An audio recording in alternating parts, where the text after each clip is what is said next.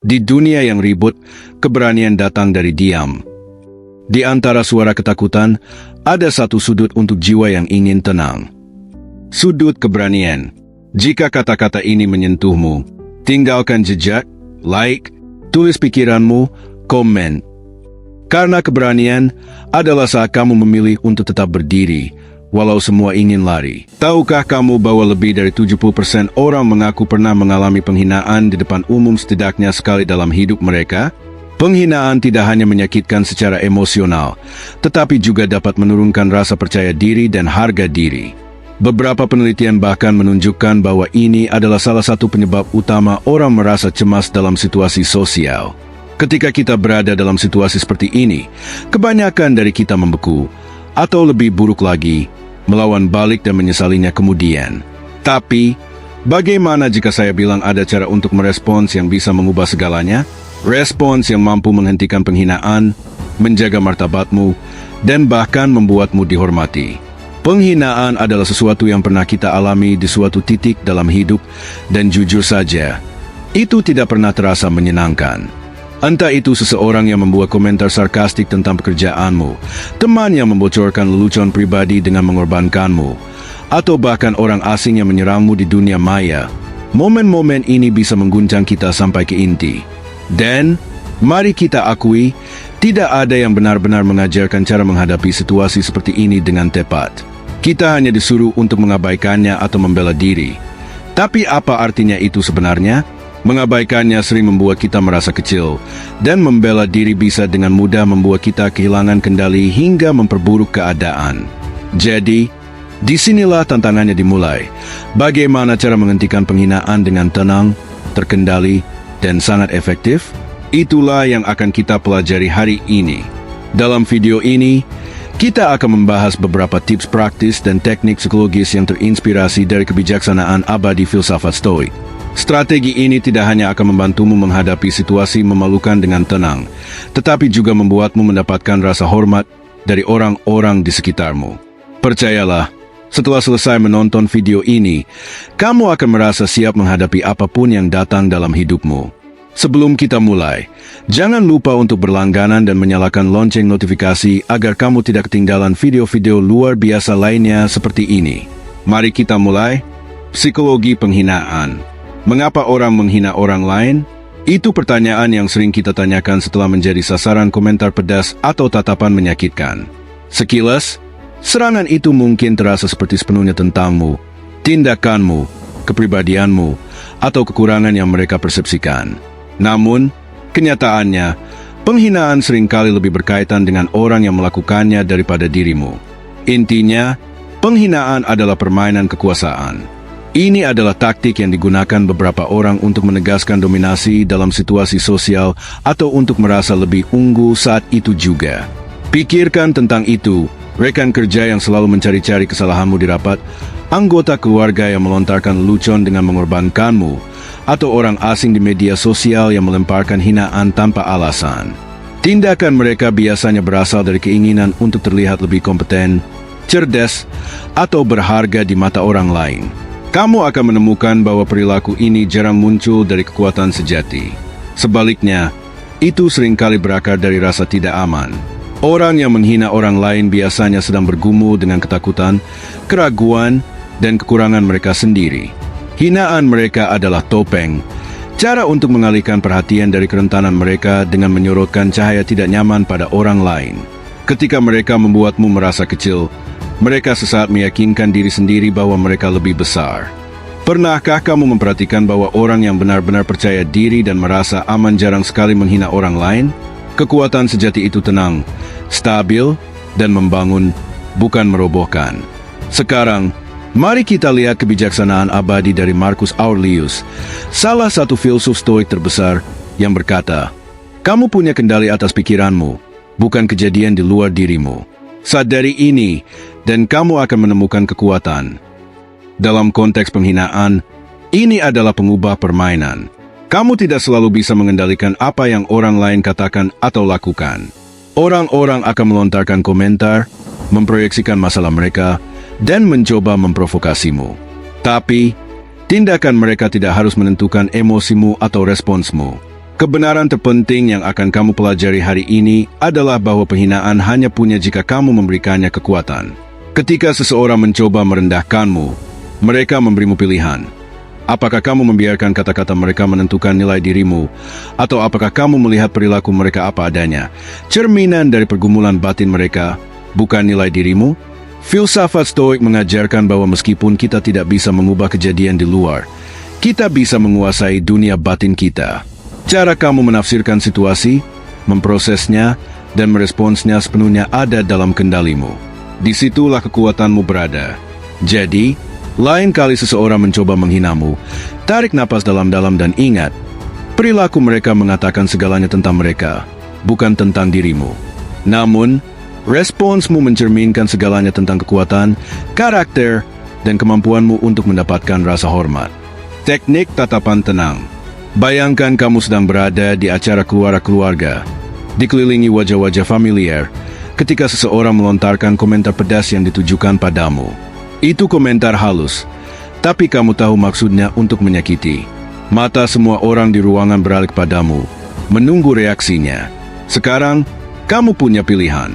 Kamu bisa terpikat untuk membalas dengan kata-kata tajam, atau, disinilah kekuatan terletak. Kamunya terletak. Kamu bisa tetap tenang, tidak tergoyahkan, dan menatap mereka dengan penuh kendali. Inilah dasar dari teknik tatapan tenang. Ini mungkin terlihat sederhana, bahkan kecil, tapi dampaknya sangat kuat. Ketika seseorang mencoba merendahkanmu, naluri pertama seringkali adalah merespon segera, membela diri, membenarkan tindakanmu, atau melawan balik. Tapi, dengan melakukan itu, kamu memberi mereka kekuasaan atasmu. Mereka berhasil menyeretmu ke dalam permainan mereka. Namun, rahasianya adalah bahasa tubuh sering berbicara lebih keras daripada kata-kata.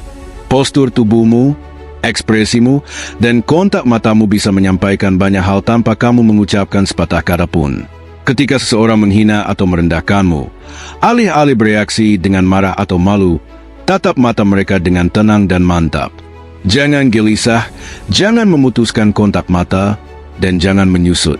Berdirilah tegak di hadapan usaha mereka untuk membuatmu merasa kecil. Mengapa ini berhasil? Ini soal kendali. Dengan mempertahankan tatapan tenang dan tak tergoyahkan, kamu mengirim pesan bahwa kata-kata mereka tidak mempengaruhimu. Kamu tidak terganggu, tidak terintimidasi. Diammu, dipadukan dengan kekuatan tenang di matamu, menyampaikan sesuatu yang jauh lebih kuat daripada tanggapan tajam manapun. Teknik ini bekerja karena mencerminkan konsep Stoik tentang apatheia, yaitu keadaan tidak terpengaruh oleh kekuatan eksternal. Marcus Aurelius menulis, kebahagiaan hidupmu bergantung pada kualitas pikiranmu. Ketika kamu tetap tenang dan teguh di hadapan usaha untuk menghinamu, kamu memperkuat kedamaian batinmu dan melindungi keadaan emosionalmu dari kekacauan negatif orang lain. Misalnya, kamu berada di reuni keluarga, di mana semua orang punya opini dan ketegangan selalu mengintai di bawah permukaan. Sepupumu, dengan nada keras dan sembrono, membuat komentar yang dirancang untuk merendahkanmu, mungkin di depan seluruh meja. Komentarnya cukup halus sehingga tidak langsung diperhatikan, tapi kamu tahu itu dimaksudkan untuk melemahkanmu. Semua orang menoleh padamu, menanti reaksimu. Alih-alih menggenggam tangan, memutar mata, atau membalas dengan ketus, kamu melakukan sesuatu yang tak terduga. Kamu menatap mereka langsung dengan mata tenang, tanpa penghakiman, tanpa amarah. Kamu tidak tersenyum, tapi juga tidak cemberut. Kamu hanya menatap mereka dengan penuh ketenangan dan keteguhan. Kata-kata mereka menggantung di udara, tapi tidak mempengaruhimu. Ruangan yang tidak yakin bagaimana menanggapi ketenangan stekmu menjadi hening. Energi berubah, dinamika kekuasaan terbalik. Kamu telah mengambil kendali atas momen itu. Ingat, teknik ini tidak langsung dikuasai begitu saja. Ini adalah keterampilan yang membutuhkan latihan dan kehadiran pikiran. Lain kali kamu berada dalam situasi di mana seseorang mencoba menghinamu, coba gunakan teknik ini. Mulailah dari situasi yang tidak terlalu berisiko, mungkin dengan rekan kerja atau di lingkungan sosial biasa. Latih tatapan tenang dan mantap ketika seseorang mengatakan sesuatu yang meremehkan atau kritis. Seiring waktu, ini akan menjadi kebiasaan, dan kepercayaan dirimu dalam menangkal penghinaan akan tumbuh. Ingat, Tatapan tenang bukan tentang tidak menunjukkan emosi sama sekali.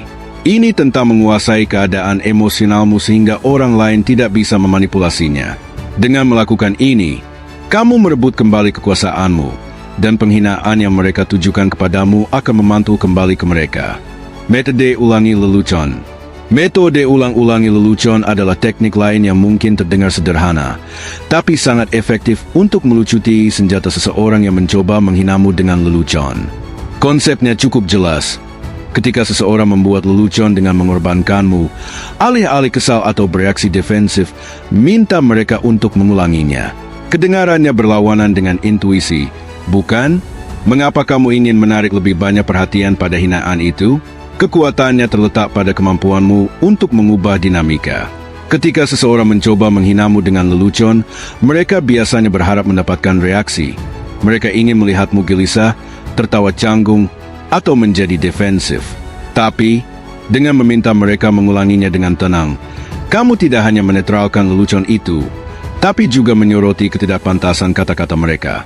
Pikirkan, ketika seseorang mengulang lelucon, terutama yang dimaksudkan untuk menghina atau mempermalukan, itu memaksa mereka menghadapi absurditas kata-kata mereka sendiri.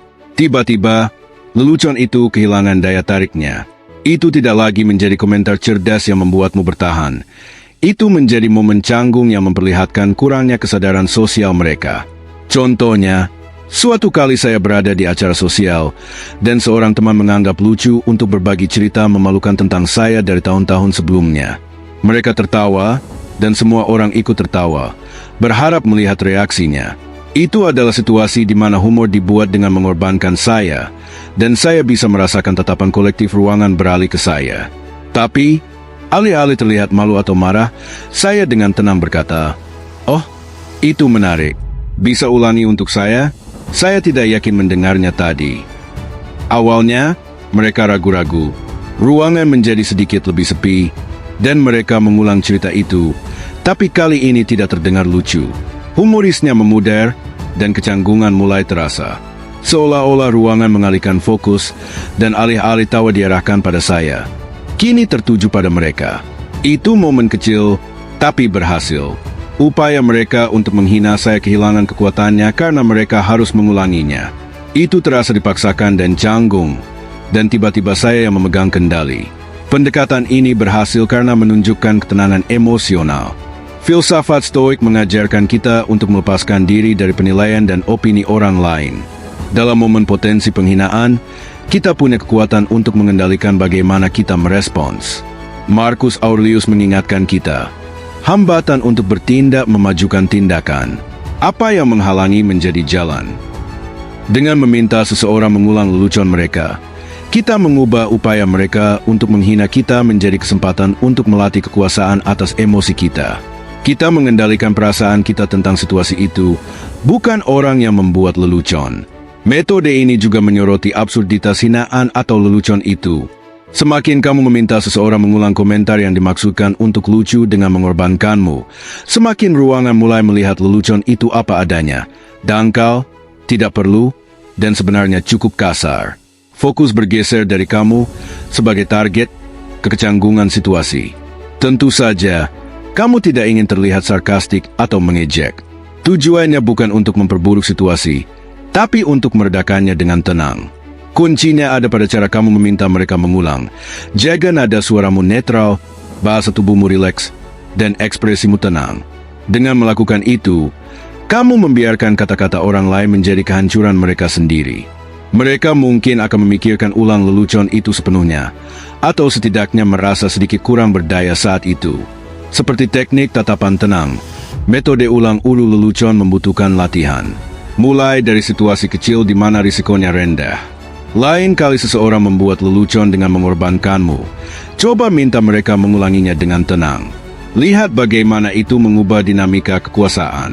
Seiring waktu, kamu akan semakin percaya diri menggunakan teknik ini dan menemukan bahwa itu menjadi respons alami.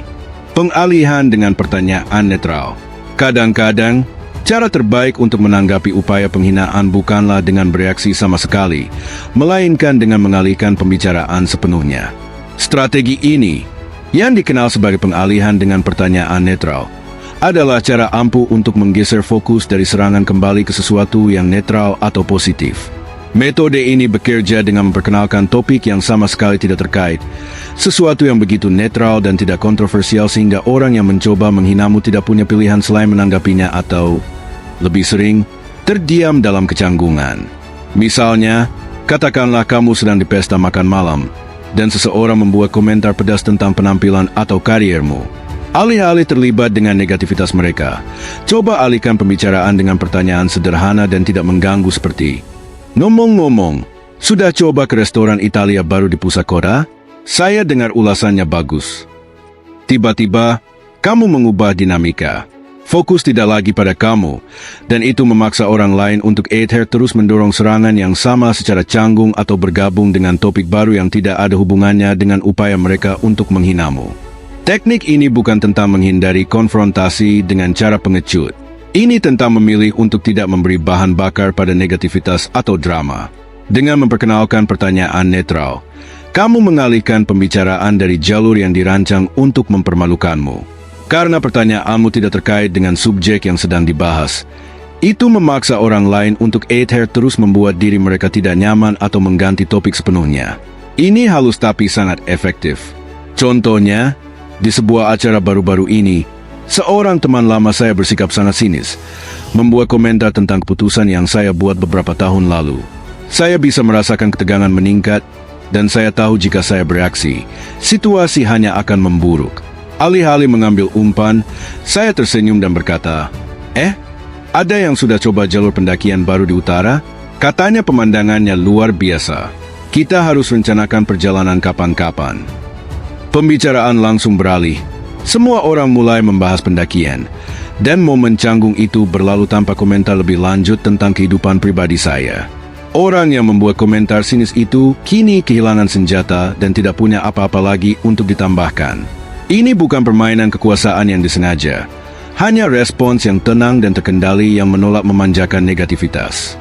Dengan memperkenalkan pertanyaan netral, saya mengalihkan fokus dari diri saya dan serangan itu, mengarahkan energi ruangan ke sesuatu yang lebih konstruktif. Teknik ini sejalan dengan filsafat Stoik tentang memilih apa yang kamu berikan energimu. Marcus Aurelius pernah berkata, "Jangan buang waktu untuk hal yang tidak bisa kamu kendalikan. Kendalikan tindakan dan responsmu, dan lepaskan segala sesuatu yang lain." Dalam konteks penghinaan, kamu tidak bisa mengendalikan kata-kata atau tindakan orang lain, tapi kamu punya kekuatan untuk memutuskan bagaimana kamu merespons. Dengan mengalihkan pembicaraan, kamu mengambil kendali atas situasi tanpa terlibat dalam konflik atau drama. Ini adalah cerminan dari prinsip Stoik bahwa kita hanya bertanggung jawab atas respons kita sendiri, bukan perilaku orang lain. Secara praktis, ketika kamu menyadari seseorang mencoba menghinamu atau membuat komentar pedas, tanyakan pada dirimu sendiri, apakah ini layak untuk energiku? Lebih sering daripada tidak, jawabannya adalah tidak, dan saat itulah kamu bisa bertindak. Alihkan fokus dengan memperkenalkan pertanyaan netral. Ini adalah cara sederhana namun mendalam untuk meredakan ketegangan potensial dan mempertahankan kendali atas keadaan emosionalmu. Untuk melatih ini, mulailah dengan mencari peluang dalam interaksi sehari-hari.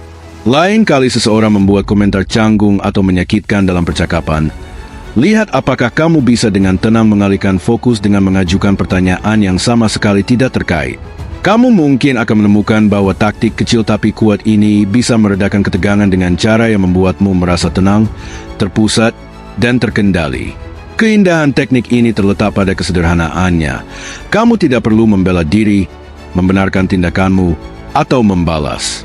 Kamu hanya mengalihkan energi pembicaraan, dan dengan melakukan itu, kamu merebut kembali kekuasaanmu tanpa konfrontasi. Ini adalah cara untuk menjaga kedamaian emosionalmu tetap utuh dan memilih apa yang kamu fokuskan, menolak membiarkan negativitas mendominasi harimu.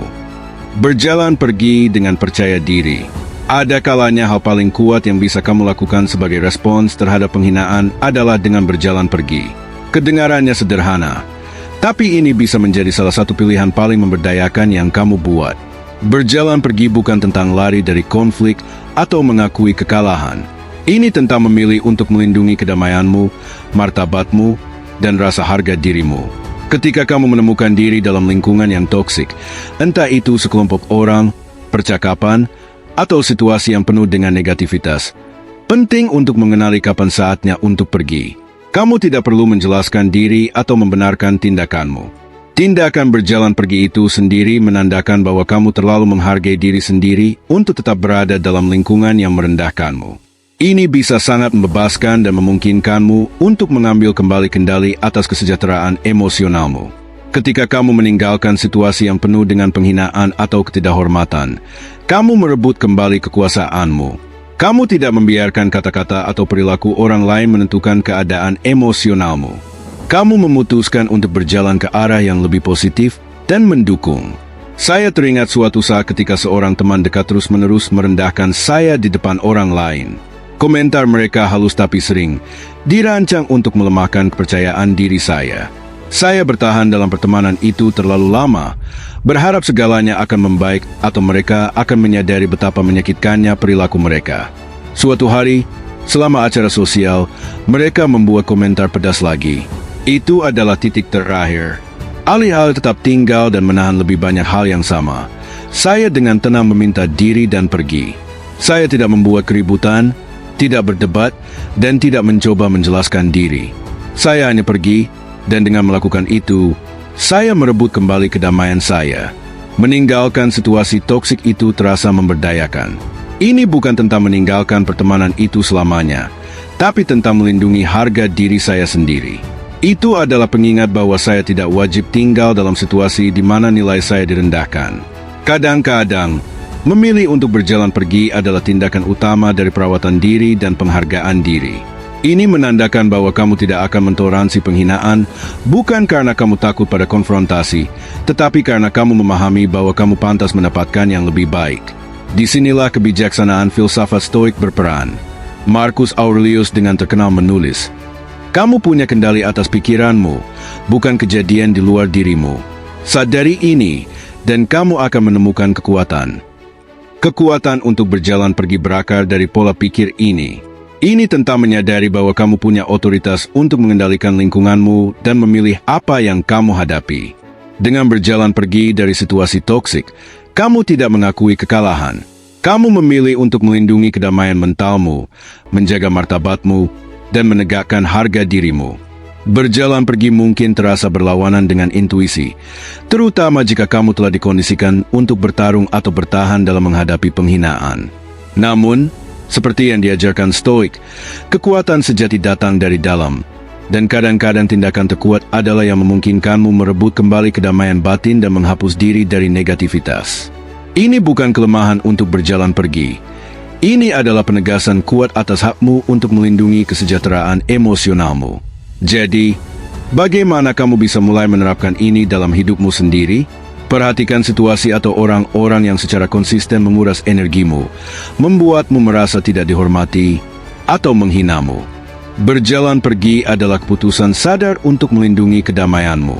Ingatkan diri bahwa kamu selalu punya kekuatan untuk berjalan pergi dari situasi apapun, tidak peduli seberapa besar investasimu di dalamnya. Bisa sulit untuk berjalan pergi ketika kita merasa berkewajiban untuk tetap tinggal, tapi ingatkan diri bahwa pergi bukanlah egois. Ini adalah tindakan pelestarian diri. Kamu tidak perlu menjelaskan diri atau meminta maaf karena memilih kesejahteraanmu daripada negativitas. Lepaskan perasaan bersalah atau ketakutan tentang penilaian orang lain. Kamu punya hak penuh untuk menghapus diri dari situasi di mana kamu tidak dihormati. Berjalan pergi bukan tentang menghindari konflik. Ini tentang memilih kedamaianmu daripada terjerat dalam negativitas. Kekuatan sejati dalam berjalan pergi terletak pada kemampuanmu untuk melepaskan diri dari penilaian eksternal dan melindungi rasa nilai batinmu. Seperti yang disarankan Marcus Aurelius, dengan mengambil kendali atas pikiranmu, kamu merebut kembali kekuasaanmu, dan dengan melakukan itu, kamu memilih untuk melindungi aset paling berhargamu, kedamaianmu. Mengapa ini berhasil? Jadi, mengapa teknik-teknik ini berhasil? Mereka berhasil karena mereka secara fundamental mengubah dinamika rasa hormat. Bukan hanya bagaimana orang lain memperlakukanmu, tapi bagaimana kamu memperlakukan dirimu sendiri dalam momen-momen itu. Ketika kamu merespons dengan anggun, tenang, dan bermartabat, Kamu mengambil kendali atas situasi bukan dengan mengubah orang lain, tapi dengan mengubah responsmu. Disinilah kekuatan sejati berada. Filsafat Stoik mengajarkan pelajaran penting. Kita tidak bisa mengendalikan orang lain atau tindakan mereka, tapi kita punya kekuatan mutlak atas bagaimana kita memilih untuk merespons. Seperti yang ditulis Marcus Aurelius dengan terkenal, kamu punya kendali atas pikiranmu, bukan kejadian di luar dirimu. Sadari ini, dan kamu akan menemukan kekuatan. Kuncinya di sini bukan mencoba memaksa orang lain untuk menghormati kita atau mengubah perilaku mereka. Itu usaha yang melelahkan dan pada akhirnya sia-sia. Sebaliknya, kekuatan sejati datang dari mengendalikan tindakan dan reaksi kita. Ketika kita menanggapi penghinaan dengan ketenangan, keteguhan, dan batasan yang jelas, kita tidak hanya melindungi diri dari ketidaknyamanan segera. Kita mengirim pesan kuat. Kita menolak membiarkan negativitas orang lain menentukan perasaan kita tentang diri sendiri. Pendekatan ini tidak hanya menangkal penghinaan. Ini mengembalikan keseimbangan rasa hormat. Ini mengubah dinamika kekuasaan bukan dengan menghadapi penyerang secara langsung, tapi dengan mengambil jalan yang lebih tinggi, jalan pengendalian diri dan kekuatan batin. Dengan melakukan itu, kita memberdayakan diri untuk menangani bahkan situasi paling tidak nyaman dengan anggun. Teknik-teknik ini bukan hanya tentang bertahan dari penghinaan. Ini tentang berkembang meskipun ada penghinaan. Setiap teknik adalah alat untuk menjaga martabatmu, merebut kembali kekuasaanmu, dan membangun ketahanan dalam menghadapi kesulitan. Pada akhirnya, pola pikir ini sejalan dengan cita-cita Stoik untuk fokus pada apa yang bisa kita kendalikan, diri kita sendiri. Kita berhenti mengandalkan orang lain untuk memvalidasi nilai kita, dan sebaliknya, kita menemukan nilai itu dari dalam. Dengan menguasai reaksimu, kamu tidak hanya melindungi diri dari bahaya, tapi juga memupuk rasa hormat yang mendalam dan tak tergoyahkan terhadap dirimu sendiri yang tidak bisa ternoda oleh kekuatan eksternal. Mari kita rekap dengan cepat pelajaran kunci yang telah kita pelajari hari ini. Pertama, penghinaan hanya punya kekuatan atasmu jika kamu membiarkannya. Responsmu adalah satu-satunya hal yang sepenuhnya bisa kamu kendalikan. Ketika kamu bertahan, merespons dengan ketenangan, dan memilih untuk tidak menyerah pada negativitas, kamu menghilangkan kekuatannya. Respons yang tenang dan terkendali adalah bantahan terbaik. Kamu tidak perlu melawan api dengan api. Sebaliknya, kamu bangkit dengan anggun dan bermartabat.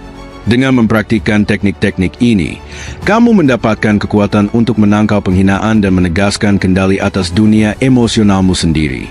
Selalu ingat bahwa rasa hormat tidak diminta. Itu diperoleh dari caramu membawa diri. Cara kamu menangani situasi sulit berbicara lebih keras daripada kata-kata manapun. Jadikan hari ini sebagai hari di mana kamu berhenti memberikan kendali atas emosimu kepada orang lain dan merebut kembali martabatmu. Ini bukan hanya tentang menangani penghinaan. Ini tentang melangkah ke dalam kekuatanmu dan memiliki nilai dirimu. Saya ingin mendengar dari kamu. Pernahkah kamu menghadapi momen penghinaan? Dan bagaimana kamu menanganinya? Bagikan pengalamanmu di kolom komentar. Ceritamu mungkin saja menginspirasi orang lain untuk merebut kembali martabat mereka. Jangan lupa untuk berlangganan dan lihat video lain di kanal ini untuk terus belajar dan memberdayakan diri. Versi terbaik dari dirimu sedang menunggu, dan perjalanan dimulai sekarang.